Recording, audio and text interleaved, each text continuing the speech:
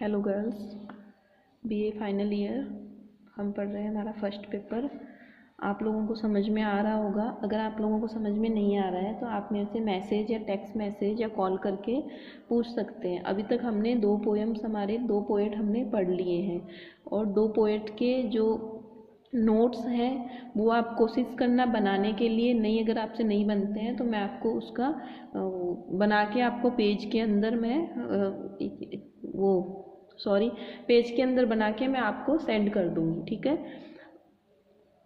तो उसके कुछ नोट्स के कुछ पॉइंट्स हैं। तो सबसे पहले तो आपको इंट्रोडक्शन पोएट का करना है और उसके बाद में अबाउट द पोएम करना है कि पोएम के बारे में आप क्या जानते हो और पोएम कहाँ से ली गई है, कब लिखी गई थी, इस तरीके से, ठीक है। उसके बाद में अगर आपसे पॉइंट्स बन पाते हैं, आपने पोएम पढ़ी होंगी तो ऑब्वियसली आपको कुछ पॉइंट्स तो आपकी नज़र में आ रहे होंगे।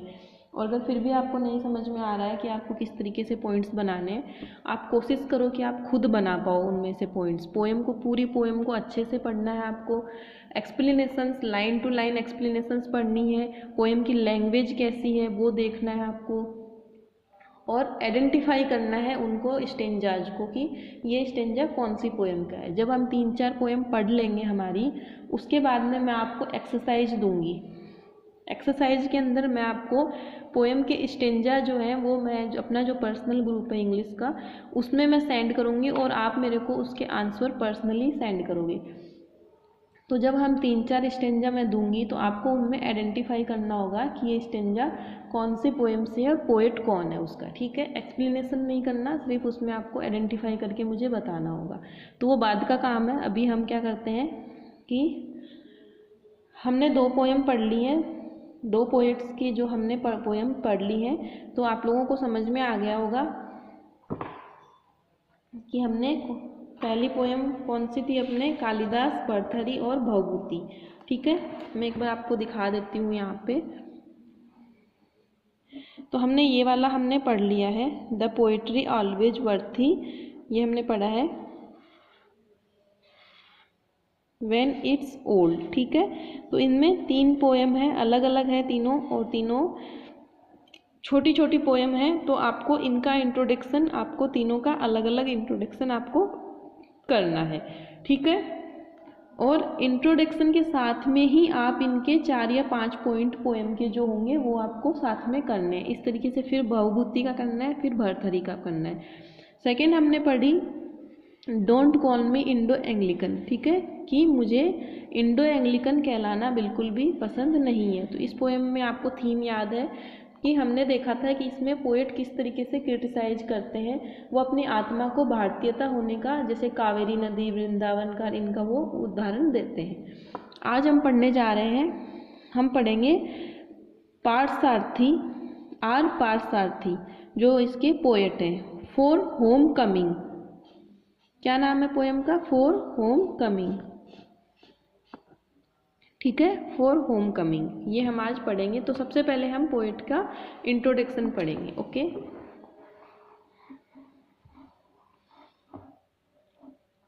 तो ये हमारा है पोएट का इंट्रोडक्शन। 1934, जैसा कि 20th सेंचुरी पोएट है ये, 20th सेंचुरी जिसको कहा जाता है, ठीक है। इंडियन पोएट्स, 20th सेंचुरी के इंडियन पोएट है ये। तो आपको, आप ये भी लिख सकते हो, आपको ये यहाँ पे दिखाई दे रहा होगा, एक लोगो बना हुआ है, इसको मैं हाईलाइट कर दे रही हूँ आपको ताकि आपको ये याद रहे। तो आप जब इसका इंट्रोडक्शन लिखोगे तो आप ये इसमें डाल दोगे कि ये कौन से पोएट थे, 20th सेंचुरी के इंडियन पोएट थे, ठीक है। आ रहा है आपको, दिखाई दे रहा है। तो ये 10th century Indian poet. Birth इसका आपको 1934, okay, 1934। Introduction to the poet, R Rajagopal, R Rajagopal, जो पार्थसारथी चित्री, इनका आर पार्थसारथी चित्री नाम है, इनका याद रखना है, आर पार्थसारथी चित्री, जो इनको राजगोपाल नाम से भी बुलाया जाता था। तो क्या नाम है इनका, आर पारसारथी चित्री।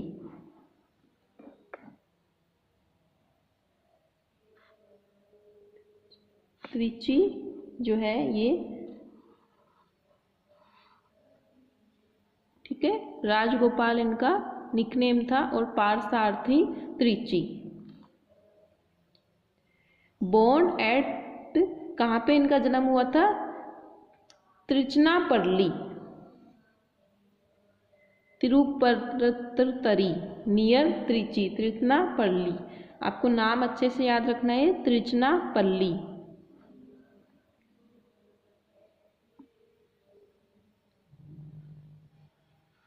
नियर तिरुचनापल्ली इन, कब है?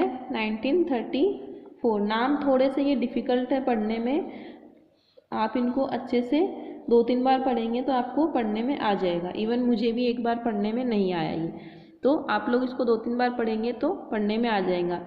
तिरुपराईतुराई, तिरुपराईतुराई क्या है? तिरुपराईतुराई जो कहाँ पे है? तिरुचनापल्ली, नियर तिरुपराईतुराई, नियर त्रिची, तिरुचनापल्ली, ठीक है। कब हुआ था? 1934 में।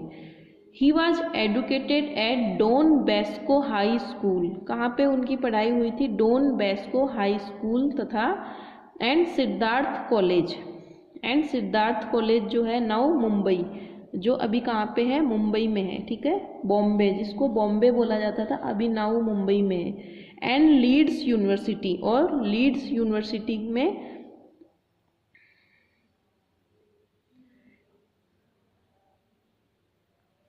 Now Mumbai and Leeds University. At Leeds he was a British counselling scholar in 1963 to 64। ये पूरा इंपॉर्टेंट है। एजुकेटेड उनका हुआ था Don Bosco High School, primary education. College उनकी हुई है सिद्धार्थ कॉलेज।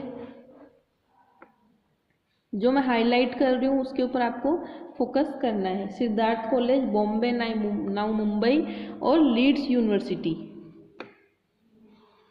ठीक है, लीड्स यूनिवर्सिटी में हुई थी। तो समझ में आया। इनका जन्म कहाँ हुआ? मुंबई के, जन्म इनका हुआ था तिरुचनापल्ली के निकट तिरुराईपुरातुराई के पास में, 1934 में जन्मे थे। पारसारथी त्रिची इनका नाम था और राजगोपाल इनको घर के नाम से बुलाया करते थे। 1934 में इनका जन्म हुआ था और इनकी एजुकेशन हुई थी जो अब मुंबई में है, डॉन बेस्को हाई स्कूल में इनकी शुरुआती पढ़ाई होती है। उसके बाद में ये सिद्धार्थ कॉलेज में पढ़ते हैं और फिर लीड्स यूनिवर्सिटी, जो लीड्स यूनिवर्सिटी में सिद्धार्थ कॉलेज है, जैसे अपने राजस्थान यूनिवर्सिटी में पूजा कॉलेज है, वैसे लीड्स यूनिवर्सिटी में सिद्धार्थ कॉलेज है। वहाँ पे इनकी कॉलेज की पढ़ाई हुई और कॉलेज की पढ़ाई होने के बाद में ये उन्होंने छात्रवृत्ति पाई। कहाँ से? ब्रिटिश काउंसलिंग के वो छात्रवृत्ति पाने वाले छात्र रहे थे 1964 से 63 से 64। ओके, तो ये भी इम्पोर्टेंट है। ही was a British counselling scholar. He was A lecturer in English literature in Bombay for a decade. और उसके बाद में वो क्या हुए थे? लेक्चरर रहे इंग्लिश के, वो क्या रहे? टीचर रहे, lecturer in English literature. Mumbai में ही, बॉम्बे में ही वो लेक्चरर रहे। इन 1971 ही ज्वाइन ऑक्सफोर्ड यूनिवर्सिटी, और 1971 में वो ऑक्सफोर्ड यूनिवर्सिटी प्रेस जो होती है जिसमें पत्रकारिता वगैरह की जाती है, वो उन्होंने ज्वाइन कर ली। तो इसके छोटे से, इसके अंदर काफ़ी अच्छे से इन्होंने डिटेल में दिया है। जो कि अब रीजनल एडिटर, उसमें क्या रहे वो? मद्रास में जो संपादक, एडिटर जिसको बोलते हैं, संपादक होता है जो न्यूज का जो संपादक करता है। इन मद्रास नाउ चेन्नई, जो अभी नाउ चेन्नई में है। मद्रास के जो ऑक्सफोर्ड यूनिवर्सिटी में प्रेस और जो पत्रकारिता होते हैं उसके संपादक रहे, जो अभी चेन्नई में है। Then he shift to Delhi in 1978, और 1978 में वो कहाँ शिफ्ट हो गए? दिल्ली शिफ्ट हो जाते हैं, ठीक है। ये छोटा सा इनका इंट्रोडक्शन है। इनके वर्क्स जो है बुक्स में इसमें नहीं दिए हुए हैं, तो मैं आप लोगों को या तो आप गूगल पे कर लेना, गूगल के ऊपर आपको मिल जाएंगे। अगर नहीं मिलते हैं तो मैं आप लोगों को नोट्स जब भेजूंगी तो उसमें मैं इनके वर्क्स भी आपको साथ में जोड़ के आपको दे दूंगी, ठीक है। अब हम पढ़ रहे हैं इंट्रोडक्शन टू द पोएम, ठीक है। Introduction to the poem. In this poem for coming from coming Parthasarathy talks about a man who is incapable of writing in a single line of poetry। इस कविता के अंदर पार्थसारथी जो है वो किसका वर्णन करते हैं? इस कविता के अंदर पार्थसारथी जो है वो वर्णन करते हैं उस व्यक्ति के बारे में लिख रहे हैं जो एक भी सिंगल लाइन लिखना नहीं जानता है। फ्रॉम होम कमिंग, इस पोएम के अंदर पार्थसारथी जो है, जैसा कि ये पोएम आपको दिखा रही हूँ यहाँ पे, ये वाली है। जब हम पढ़ेंगे तो हम इसको अच्छे से एक्सप्लेनेशन करके पढ़ेंगे। ये आपकी पोएम है।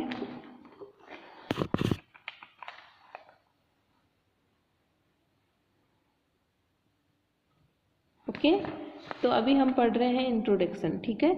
तो in this poem from home coming, यहाँ पे सिर्फ कमिंग लिखा हुआ है, होम कमिंग होगा। From home coming Parthasarathy talks about a man who is incapable of reading a single line of poetry, जो एक सिंगल लाइन, कविता की एक लाइन लिखने में भी जिसकी हिम्मत नहीं है, जिसको एक लाइन तक नहीं लिखने आती है, वैसे एक व्यक्ति के बारे में वो यहाँ पे एक्सप्लेन कर रहे हैं। किसके बारे में कर रहे हैं इस पोएम में? इस पोएम में वो उस व्यक्ति के बारे में बात कर रहे हैं जिसको लाइन कविता लिखने का कुछ भी मतलब नहीं पता, जिसको बिल्कुल भी ये नहीं पता कि कविता होती क्या है, पोइट्री होती क्या है, पोइट्री को लिखते कैसे हैं, तो और वो किस तरीके से इसमें अपनी मतलब चालाकी दिखाता है।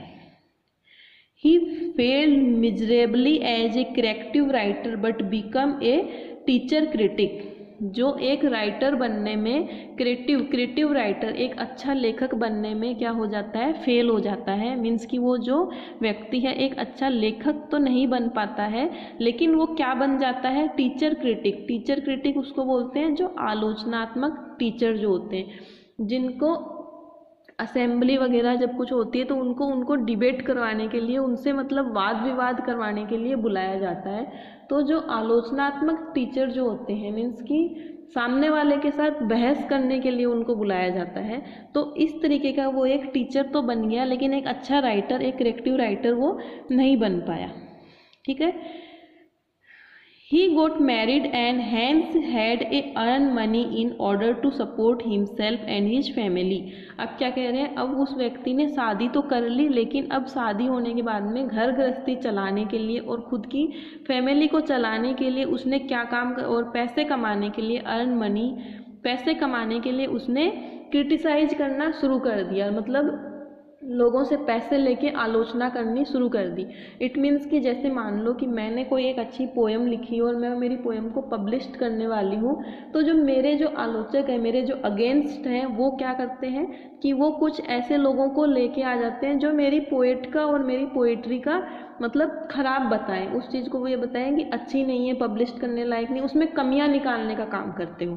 तो पैसे लेकर ऐसा काम करते हैं। तो इसमें ऐसे व्यक्ति के लिए कहा गया है जो पैसे कमाने के लिए, अपने घर को चलाने के लिए दूसरे कवियों की जो पोएम है, जो पोएट्री है, जो उनके वर्क्स हैं, उनको क्रिटिसाइज करता है, उनकी कमियां निकालने का काम करता है, ठीक है।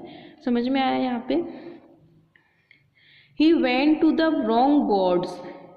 He had not studied an Greek poet who would have taught him the futility of marriage and would have to elected his thoughts। वो बोल रहे हैं कि उन्होंने देवी देवताओं की, उस व्यक्ति ने देवी देवताओं की पूजा नहीं करी। उस व्यक्ति ने जो ग्रीक देवता है उनके बारे में उन्होंने नहीं सीखा। उसने सिर्फ क्या किया? उसने सिर्फ ऐसा काम किया अपनी मैरिज को, अपनी शादी को और अपने घर को चलाने के लिए, मतलब कि एक तरीके से आलोचना करने का ही काम उसने किया अपने विचारों के द्वारा। Then he become a teacher and failed as a critics. और उसके बाद में उसने क्या किया, जब वो कुछ नहीं कर पाया अपनी लाइफ में, जब वो देवताओं को और पोइट्री के अंदर अच्छे से जब वो कुछ नहीं कर पाया, तो उसने क्या किया, वो क्या बन गया, जाके एक क्रिटिक टीचर बन गया, एक आलोचना करने वाला शिक्षक वो बन गया।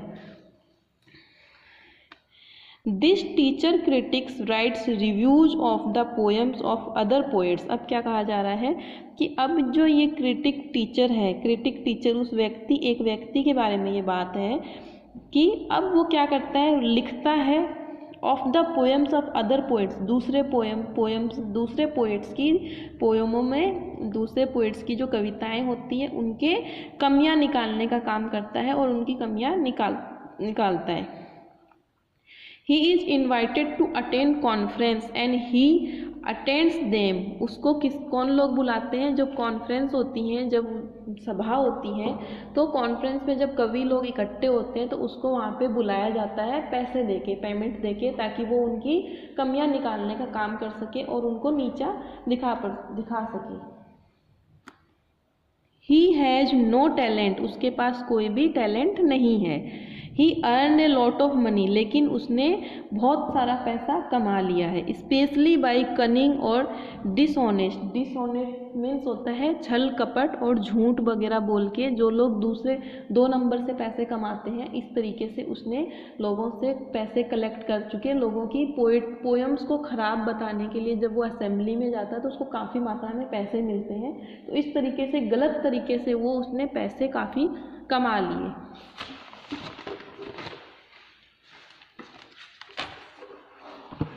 आगे अपना है, ठीक है, दिखाई देगा आपको, dishonest manners. He right criticism in a large measure of literature of secondary kind of material. ठीक है, अब क्या बोल रहे हैं कि उसने इस तरीके से धन तो काफ़ी कमा लिया और विशेष रूप से चालाकी और बेईमानी से उसने धन कमा लिया। वह बड़ी मात्रा में कम महत्व की साहित्य सामग्री का आलोचन लिखता है। लार्ज मेजर ऑफ लिटरेचर, वो बड़ी मात्रा में क्या करता है, अब जो कम महत्व की साहित्य सामग्री है, साहित्य जो है उसको एक तरीके से इस तरीके से उसकी कमियां निकालने का काम करता है और वो इस तरीके से वो लिखता है। पार्थसारथी अब्यूज हिम, पार्थसारथी जो है उसको क्या बोलते हैं, उसको एक कपटी और बुरा आदमी बताते हैं। And by calling him the son of a bitch, bitch means क्या होता है, कुतिया। ठीक है, यहाँ पे गाली का प्रयोग किया गया है। तो पार्थसारथी ऐसे व्यक्ति को, जैसे हम किसी को बोलते हैं ना कुत्ते का बच्चा है, तो कुतिया का पिल्ला कहकर गाली देते हैं। इस तरीके के आदमी को वो क्या कहते हैं कि कुतिया का पिल्ला है ये। तो अगेन पार्थसारथी सेक्रेटिक्सली मीन्स होता है मजाक में या फिर हंसते हुए। कॉल हिम हिज एनिमेंस मीन्स होता है बहुत ही बुद्धिमान। जैसे अपन बोलते हैं ना किसी को, कोई बेवकूफ़ हो, इस तरीके का आदमी होता है तो अपन बोलते हैं ना बहुत ही शाना आदमी है ये। तो वो वर्ड यहाँ पे शाना आदमी का वर्ड होता है बुद्धिमान। तो मजाक में हंसते हुए पार्थसारथी ऐसे व्यक्ति को कहते हैं कि ये तो बहुत ही समझदार और बहुत ही शाना आदमी है। और कहते हैं एंड वंडर, और उनको आश्चर्य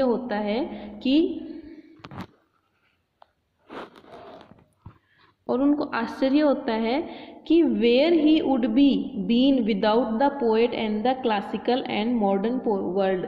बोल रहे अगर अभी इस तरीके के पोएट नहीं होते, क्लासिकल पोएट और मॉडर्न पोएट नहीं होते, तो वो आदमी आज कहाँ पे होता। मीन्स कि अगर हम लोग नहीं होते, हम कवि वगैरह नहीं होते, अच्छे कवि नहीं होते, तो वो क्या करता, उसके पास करने को कोई काम ही नहीं होता। तो इस तरीके से उन्होंने अपनी इस पोएम में एक ऐसे व्यक्ति का वो चरित्र चित्रण किया है जो बहुत ही मतलब बुरे टाइप का आदमी है, जिसका काम है लोगों की कमियां निकालना। ठीक है, तो इस तरीके से मैंने आपको समझाया। अब नेक्स्ट क्लास के अंदर मैं एक्सप्लेन करूँगी इसको अच्छे लेंदी तरीके से और अच्छे तरीके से। ठीक है, इसमें कुछ और छोटी सी है ये पोएम, ज़्यादा बड़ी नहीं है, तो आप लोगों को समझ में आ गया होगा। तो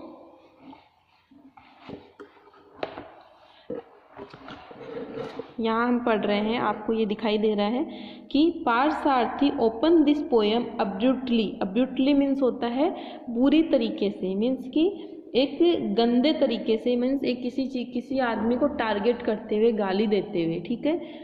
अब्रुप्टली in the evening time when the childrens are playing on the lawns, जब शाम के टाइम पे बच्चे लॉन में खेल रहे होते हैं, तो पार्थसारथी इस पोएम में लिखते हैं the teacher critics is sitting at his desk. जो टीचर क्रिटिक्स है, जो उस व्यक्ति के बारे में कहा गया है, वो कहाँ पे बैठा है, अपनी डेस्क पे बैठा है और बच्चे लॉन में खेल रहे हैं। द डोर इज ओपन, जो दरवाजा है वो ओपन है। This fellow worshipped wrong gods from the beginning and marriage made his position even worse. क्या कहा जा रहा है कि इस समय वो बैठा हुआ है और दरवाज़ा जो है वो खुला हुआ है, और क्या कहा कि और उस व्यक्ति ने शुरू से ही गलत देवताओं की पूजा करी, मतलब कि गलत रास्ते में चला गया शुरू से ही, मतलब ठीक से उन्होंने पढ़ाई नहीं करी। And marriage made his position even worse, और शादी हो जाने के बाद में उसकी जो पोजीशन है वो और भी खराब हो चुकी है, ठीक है। He had not studied as Greek poets. क्या कह रहे हैं कि उसने ग्रीक पोएट्स जो है उनकी स्टडी उसने नहीं करी, देवताओं की और उनकी पढ़ाई उसने नहीं करी। Words message was better to bury a women than marry him. तो इसके लिए कहा जा रहा है कि एक ऐसे इंसान के साथ विवाह करने से तो अच्छा है कि मर जाना चाहिए। एक औरत के लिए कह रहे हैं कि एक औरत अगर ऐसे आदमी से अगर शादी करती है, उससे तो अच्छा है कि अपने आप को बरी कर ले, अपने आप को दफना ले। This teacher critics took up a teaching job to support himself and his family. He wrote reviews of the poems composed by other poets. He is invited to conference and he attends them. He expressed his ideas easily, thought he had done no talent. He could express his idea about nothing or his God has left him. It means he was not inspired by his God. That is whatever he wrote and expressed was not inspired by higher gods. तो वही बात जो मैंने आपको बताई कि उसको conference में और उन चीज़ों में उसको बुलाया जाता है, और परिवार का भरण पोषण करने के लिए वह अध्यापक के रूप में नौकरी तो उसने प्राप्त कर ली, लेकिन अब वो क्या करता है, कवि और कविताओं की समीक्षाएं करता है, उनकी आलोचना करता है, कमियां निकालता है, और कॉन्फ्रेंस वगैरह में उसको बुलाया जाता है, उनमें भाग लेता है और अपने विचार सरलता से अभिव्यक्त करता है। वहाँ पे आराम से वो सबके सामने उनकी कमियां निकालता है, जबकि उसमें कोई टैलेंट भी नहीं है, और वो इस तरीके से अपने विचार वहाँ पे रखता है जैसे कि उसको बिल्कुल भी डर नहीं है कि उसको देवी देवता, जैसे बोलते हैं ना अपन झूठ बोल रहे होते हैं तो अपने को ऐसे लगता है कि भगवान तो देख रहा है, लेकिन उसको भगवान का किसी की कोई परवाह ही नहीं है, अर्थात वो उसने अपने देवताओं को ही त्याग दिया है। इस तरीके से लगता है कि जैसे उसको देवी देवताओं से कोई मतलब ही नहीं है। आगे है यहाँ पे, The teacher critics incapable to writing a single line poem, but writer reviews the poem written by other poets. He attends conference although he has no talent. Parthasarathi used the word abuse son of a bitch. वो पार्थसारथी ऐसे व्यक्ति को कुत्ते का पिल्ला कहना ज़्यादा अच्छा समझते हैं। Because he makes a lot of money by criticism of the work of the poet and past. क्योंकि इस तरीके से उसने बहुत ही पैसे कमा लिए हैं, क्रिटिसाइज करके कवियों की कमियां निकाल के उसने खूब सारे पैसे कमा लिए। He makes a lot of money specially by cunning and dishonest. बिल्कुल चालाकी से और बेईमानी से उसने काफ़ी पैसे कमा चुके हैं। Such a teacher critics write criticism large measure and base of criticism on the secondary kind of material on literature and abused the less known commentaries. He is very observant and very watchful. Parsarthi sacrificially called him his eminence, the wonder where he wrote without the poets of the classical and modern world. He support himself by writing criticism on the poetry of classical and modern poet. वही चीज़ जो मैंने आपको पढ़ाई है कि इस तरीके से उसने, मतलब ऐसे लोगों को पोएट जो है वो क्या कहना चाहते हैं, ऐसे लोगों को पोएट जो मजाक में कह रहे हैं कि काफ़ी ही मतलब समझदार और चालाक टाइप के, ये ऐसे लोग जो है काफ़ी समझदार और चालाक टाइप के होते हैं जिनको किसी की प्रतिभा से कोई लेना नहीं देना नहीं होता और वो उनकी उनमें कमियां निकालते हैं। तो ठीक है, नेक्स्ट क्लास में हम पोएम पढ़ेंगे। ये मैंने आपको एक थीम बताई है पोएम की, किस तरीके से ये पोएम है। ठीक है, ओके, थैंक यू।